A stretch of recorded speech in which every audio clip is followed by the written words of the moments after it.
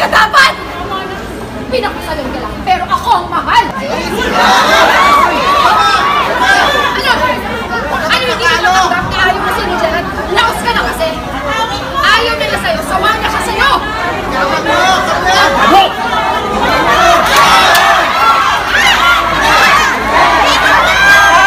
Yan!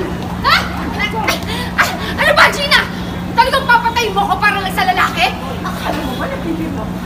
Hindi lang ako masinaktan mo si Daddy din. Kaya unang ang kamatayan sa kahayupang ginawa niyo! Okay.